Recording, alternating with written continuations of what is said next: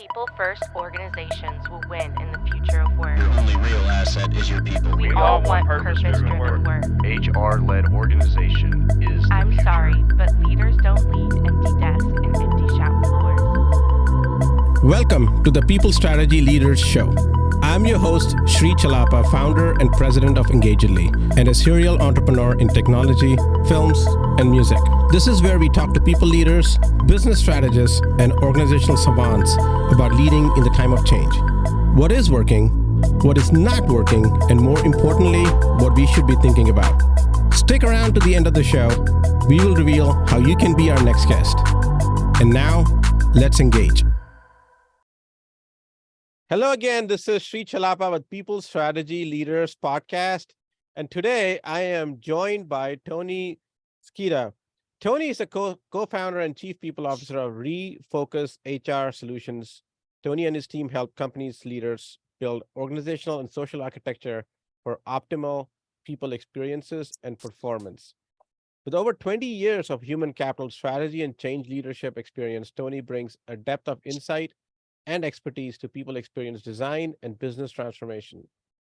Earlier in his career, Tony pioneered holistic people engagement surveying, utilizing a mix of quantitative and qualitative data to gain insights into company culture and human performance. Following several chief people officer assignments in the past decade, Tony launched Refocus to address the market demand for integrated people and culture solutions that are practical and sustainable. Well, welcome to the show, Tony. It's an honor to have you. Lovely. No, nice to be here. Thank you for the invite. It's been an interesting Absolutely. couple of weeks.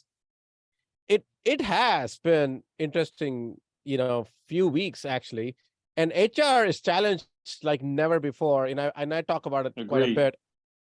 bit in our in my own journaling that I do on LinkedIn or on my podcast and other places as well. But you talk about a completely new way HR should start looking at things, and you call it the HR leadership 4.0, designing the organizational architecture of the future. What do you mean by that? Can you explain the Sure. Yeah, sure thing. I'll just give a little bit of context. I think when I look back and I look at the evolution of HR, I mean, there's a little bit of a history here, that hopefully I won't get into too much detail, but really HR kind of took off post-war and Second World War with a sort of formal sort of approach to people management. It became a lot more, I would say, sophisticated later on in the 70s and 80s.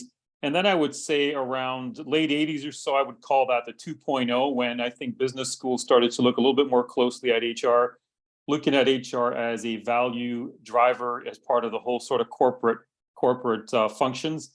And I would say just at around before year 2000, that's when I think kind of HR started getting into the 3.0 version, which I think it became a lot more interested and a lot more focused on digitization and helping companies get to that next level of performance. And HR itself also became, part of that whole process of digitization. And for me, the 4.0, I think we're kind of in that era right now.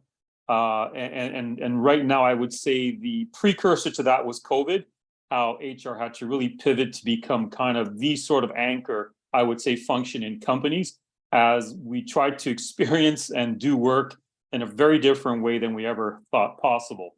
And, for me, what I see now post-COVID is really now the dawn of a new sort of era with machine learning and AI. And I really think it's an opportunity now for HR leaders to collaborate with the executive suite to really fundamentally look at what kind of architecture does the company need, what kind of teams, what kind of capabilities can really support the business to win in the market. And my sense is that HR folks, maybe I'm a little bit biased here, but I think they're in a good position to really support that kind of, it's kind of a next wave of kind of organizational design, I would say. And it seems to be that right now we're still in that sort of learning and exploratory stage. But I believe fundamentally that HR people and leaders can really, really drive that process of the next evolution of organizational architecture. Yeah. No, that's a really good point, because all these changes that we've seen in the last 3 years since the COVID, and then there was a great resignation. Then there are people come back to work or don't come back to work, be remote. or I'll quit if you are asking me to come back to work. And now you have AI, oh, it's going to take my job away, or Right. so there's all these changes in a relatively really short amount of time Right. that has Compressed. Yes. happened, where it's put so much emphasis having a strong HR leadership in place. Absolutely. And I don't think HR has been challenged so much as in the last 3 years as ever before. Yeah, And I would agree with you. I mean, and that's why I'm thinking, in the way I look at the arc of history here for HR, it really is a new era for HR. yeah, so there are one of the things that I talk about sometimes in my thought process that I talk about in other shows and stuff is there's organizations that are sales led, there are organizations that are brand led, there's organizations that are product led or services led. We haven't really talked about organizations that are HR led. And I think we are going to start seeing more and more of HR led organizations where people practices are driving the organizational strategy Yes. in some ways. So, and you said in our discussion before this, before we were chatting about how you think HR should be in the driver's seat, and to me, it's the same in the same vein as HR-led organizations. So, can you explain that a little bit more on what that means Sure. and what HR should be doing? No, really good points. I mean, I've been privileged, Shri, that I've been able to work in all kinds of different industry segments and scale of companies, anywhere from like 20,000 employee plus to like 50 employee or less startups. And my joy in HR really is helping leaders figure out what do they want in their culture, and what do they want to have as an experience for their people that's going to really help them drive a great customer experience and great growth and development in the market. For me, the whole conversation about HR leadership, I'm a little bit older, I guess, so I've been around a bit, so I know that there's been conversations now for 20 plus years about the strategic value of HR. I think post-COVID, or during COVID, actually, we saw that question was answered fully in my view. Obviously, now we're in a stage where we're kind of feeling out what does post-pandemic organizational life look like. All the surveys out there seem to suggest that work from home is really a preference. And though, I've been debating back and forth with a lot of colleagues on LinkedIn and other platforms that the decision of how companies work or organize is really best nested within the executive team and the leadership, and obviously with the people at some point, because they have to really drive performance and execution of what their strategy and deliverables are.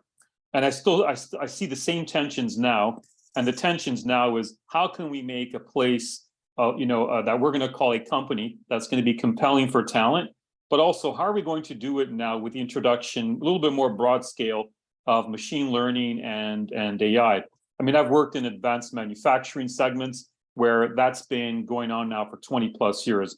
And so we've had to learn from the HR, how does the role change? How is the skill set different where you have a lot more, artificial intelligence and machine learning? And these are gradual things, but right now with the more wholesale adoption of, seems like AI platforms and the maturity of them, I think there's going to be fundamentally a lot of companies, especially ones that rely on a lot of intelligence and data and creative process. I think those are going to be the companies that are going to look for opportunities to better equip their teams using these platforms.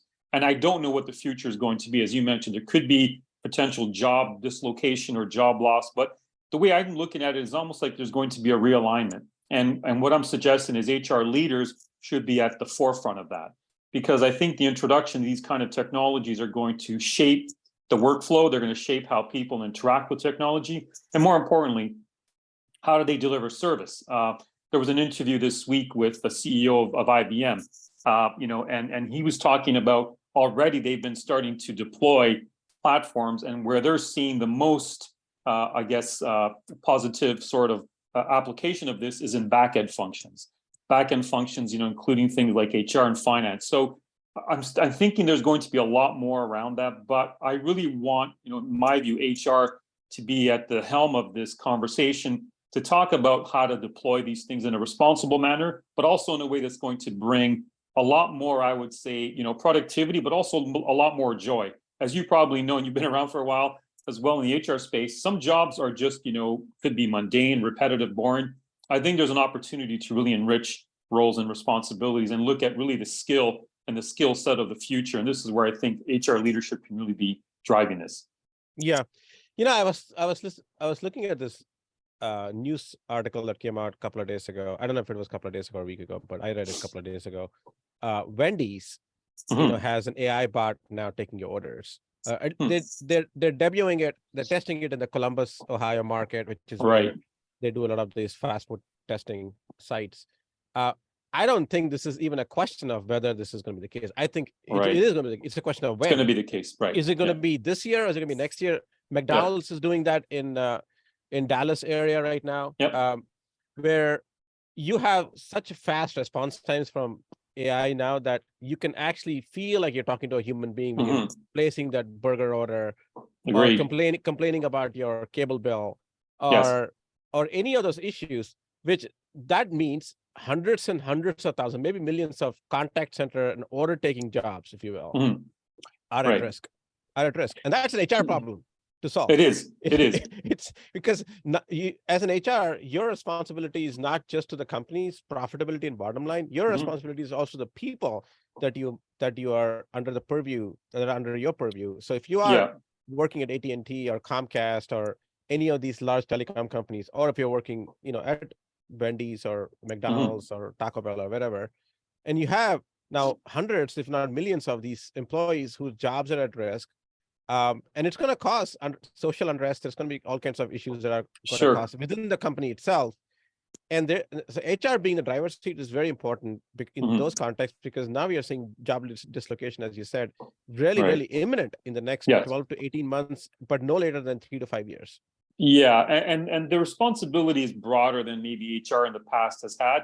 But there are companies that I've worked with where we've collaborated with other companies within a community sort of context to help drive, better opportunities for people. So I've been, especially in smaller communities that rely on, a very specific skill set, there's often great collaborations, and you also see that with academic institutions. But I think there are going to be more sort of these sort of changes that we have to try to figure out in a way that's going to obviously serve the customer, and of course there's good business sense to try to keep a community engaged and involved in that change process.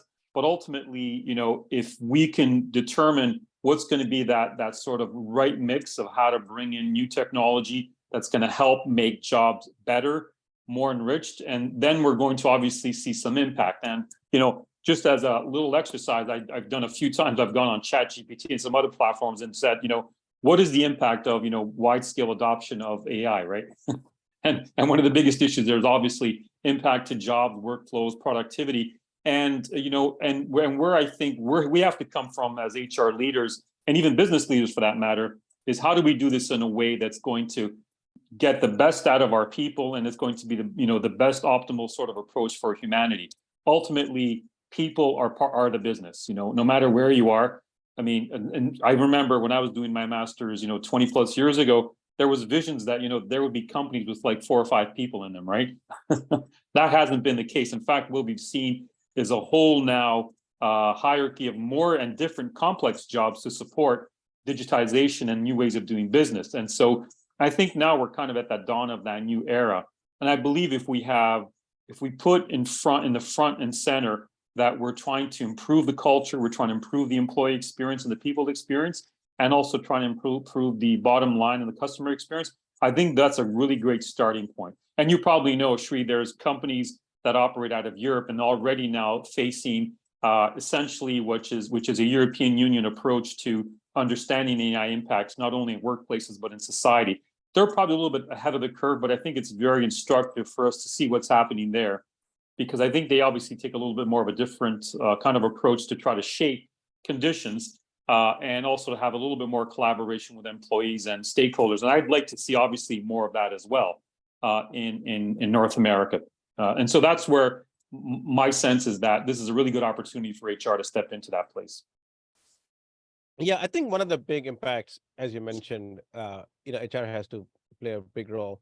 But one of the big impacts because of all this change is that they really have to double down on learning and development Yes, and upskilling their workers. Because yes, if you were, I'm going to go back to this contact center or call center or mhm, order taker jobs, you basically have a time window of 18 months to reskill yourself mhm, to do something more. And I don't know what that more is or different right, is, but yes, that's for, I guess, AT&T and Comcast and yes. Wendy to figure it out. But there is more, there is something that they have to do very quickly on that. And who plays a role in that? HR, right? And the part of me, and when I have these conversations with colleagues and business leaders, I'm not saying that HR is going to figure it out by themselves. I'm saying HR should be kind of the catalyst and the driver of this, because the impact is not necessarily just to the productivity side of the business, but really it's going to be ultimately the way they're organized as a company. And Yes. I believe what they're going to do is hopefully be a broker for essentially bringing the best options forward and trying to implement those, because where there are restructurings or realignments, you're going to have to do that. And I'm a big believer we do that with care, consideration, and compassion. People, we've all, I'm a worker, we've all been workers, we have friends, colleagues, family. We ultimately want to do what's good for them as well, obviously, as we serve a company. But in my view, this is where, if we take that collaboration approach, if we involve people as well, I think that's going to be the best approach as well. I think you're going to get a better adoption and you're going to get better utilization of whatever technology you have. And Sri, I've had experience doing, implementation of ERPs and any major platform. And that it's very, very difficult to make that change happen unless you have the full kind of not only buy-in, but really participation of people that are going to be impacted. Yeah. Yeah. And I think about the culture too. If a CEO is thinking, okay, I've got these 700 people in my call center in Alabama. Yeah. I can automate them. That'll save me a lot of money. Yeah, I can do that as a CEO. Now, or as a ops person, COO, I can do that. But an HR mindset would say, yes, I can do that, but what is the impact on them? You have to Yes. think about that. Yep. But also broader collateral damages on your culture. Because Exactly. there's other 10,000 people who are going to be thinking, okay, now we just let go of 700 people with very little notice, and we didn't even attempt to retrain them or bring new aspects of new work to them, Right. and we just treated them numbers on a spreadsheet.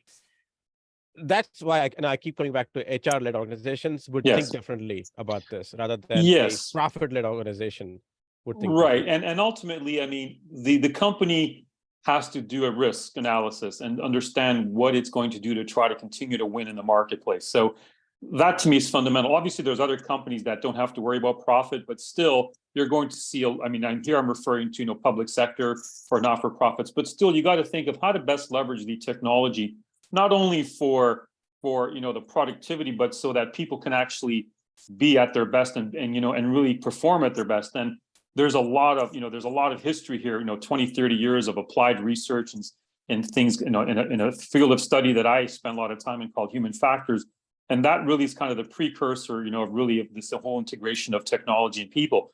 But if you look at a company holistically, you're right, Sri, there's opportunities to upgrade the skill set and to have a kind of a career pathing that's going to be a little bit different. It's going to take a little bit more time, but I believe if you make rash decisions and you look at trying to make cuts for the sake of trying to gain short-term productivity, one, it hurts your culture. Two, you're also going to have an impact on the people that are there left in the company, and also in terms of your brand. So what I'm hoping and this is why I'm urging, HR leaders to have these conversations, because we ultimately will go through some ups and downs, but at the end of the day, we want to come out of this period where we think we've designed better architecture for companies. We've designed better experiences because they ultimately also translate to people.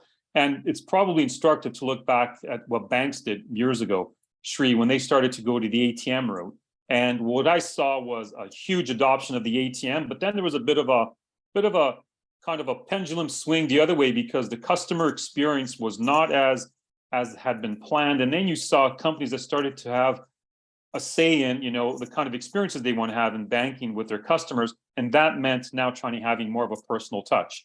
So retail banking, you're going to get online, you're going to get a hybrid, you're going to get some person to person, face to face. I think that's the future. And when I look at, that example for for as a case study, I think there's plenty there for us to learn from. And with HR leaders, engaging the rest of the leadership team critically, to assess what the impacts could be, but then make choices that are better for culture, the people, and the long-term sustainability of the company. Because I think cuts, mass, whatever we want to call it, disruptions like that are going to be very adverse to the culture and also the community and the stability, obviously of employment. But, and so for me, I always look at that, that opportunity that companies had 20 years ago, and some of them did it really well. They eased into digitization and they started to complement services and supports. And even, for example, customer care. I've worked a lot in customer care environments. There's a way to do this, I think, so that those jobs can be more enriched. In fact, it could become, in one company I did some work with, customer care became really the starting point for a career that can broaden into either sales, product management.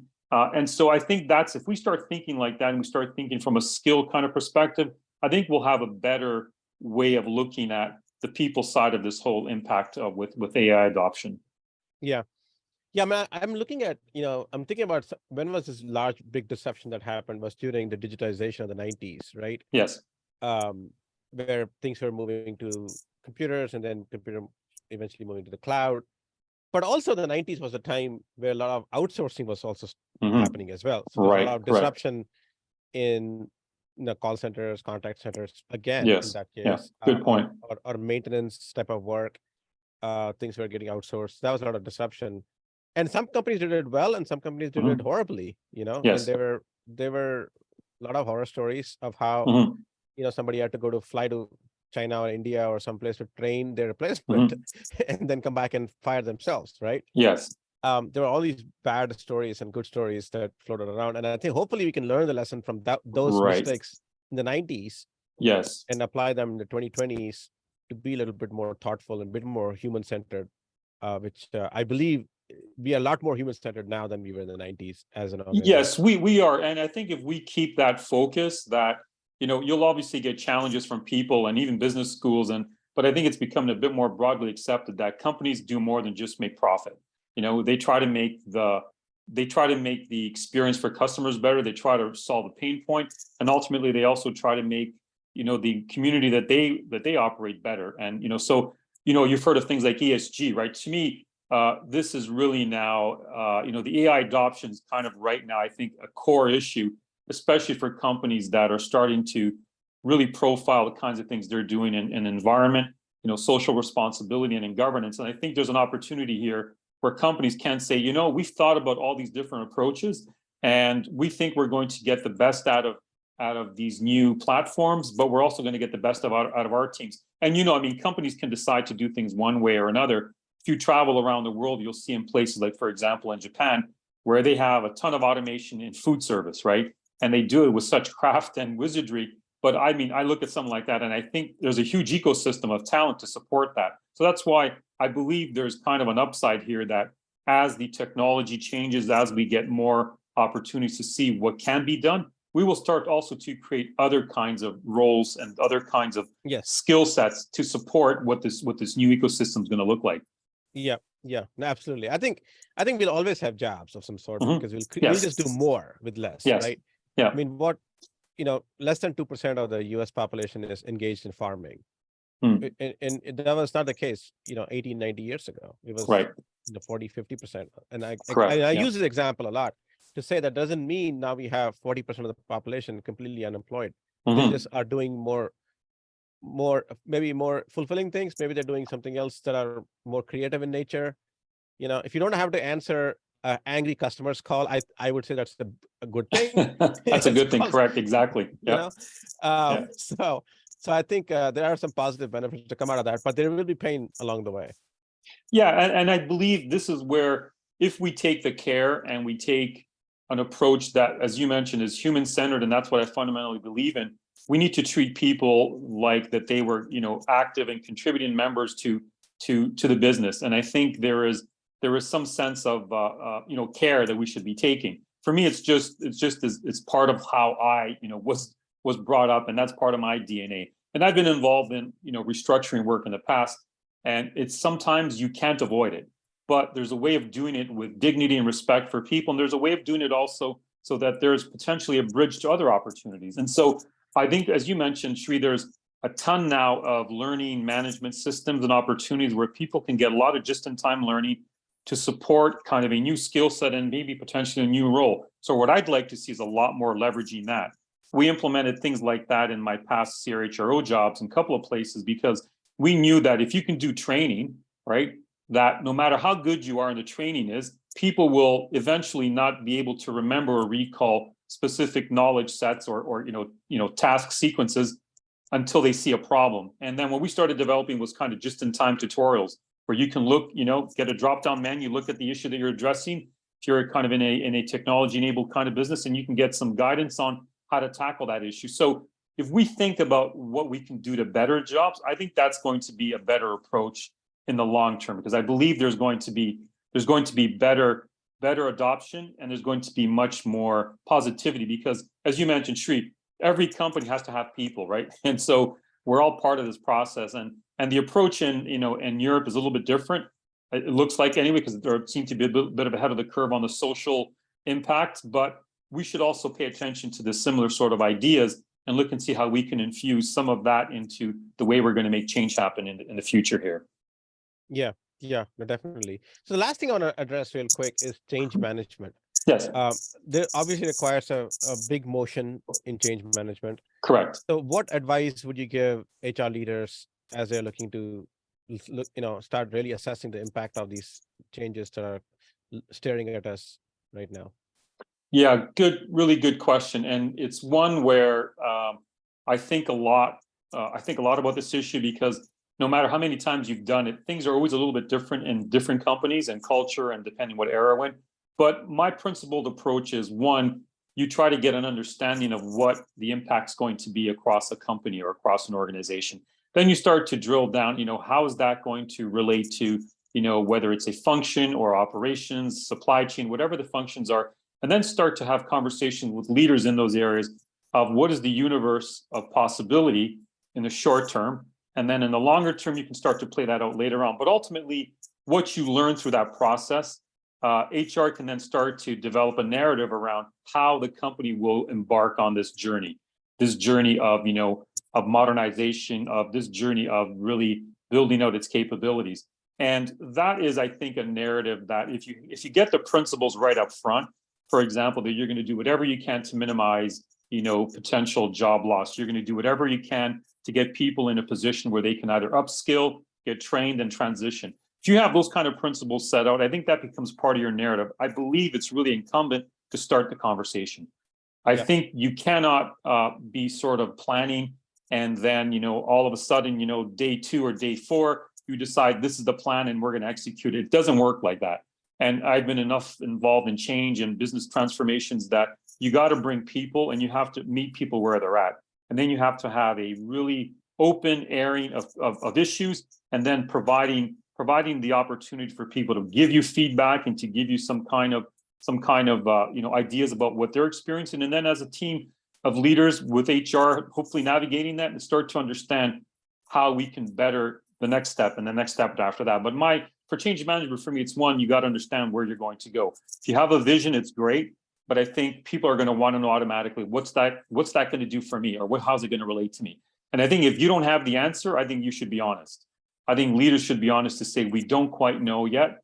We're going to try to figure this out, and we're going to bring you along with us on this journey of learning and seeing what the possibilities are. And I think you need to have that front and center in pretty much the kind of the weekly, monthly, quarterly check-ins and conversations. And this is where I really encourage leaders to always be in front of their people. And I really encourage, HR professionals and leaders to support managers on the front line so that they can effectively not only message and also provide details, but also to hear people out, to bring the feedback. And I think the more open we are with that, I would say the better. But I would, my caution is, if you have like, an 18-month plan, be prepared that things will change as you go along, and be prepared to have conversations about what you're learning and how to but bringing those kind of elements in of what you learned into what your change is going to look like over the course of the next, 12 or 14 months or whatever that, that kind of change window is going to be. But ultimately on the change management, and sure, you've probably been involved in a lot of these yourself. If you can be as honest as you can, if you can be frank with people and you can be direct, I think that seems to be the best approach. And for me, there are things that we often do in whatever leadership positions we're in. They're not always going to be the most popular thing, but we can do them with care and consideration. And I think that goes a long way. Yeah. Well, that's with that, we'll conclude this podcast. That was a really interesting discussion, Tony. Where can people reach you and get in touch with you? I mean, we have obviously a website. We also have a page on LinkedIn, and they can look there and they can reach out to me on LinkedIn. Tony Scida, there's not very many of them, but my company is with our founder. We decided to have a name that was really about what brings good energy, and for us, it's focus. So that's why we call ourselves Refocus. Really, if companies can really do that well, I think they will have a winning shot. And so they can reach out anytime to us on LinkedIn. And we're obviously trying to also bring people along on our team that are going to help this kind of journey forward as well. So we're kind of at the early stages of trying to formulate a game plan, because some companies have already asked, how do I deploy, different parts of maybe of an AI platform. And so that I'm really happy that clients are reaching out to us for that. And so that's something that to me, I think is really, really, responsible, but also really part of the learning for us, because I don't have all the answers.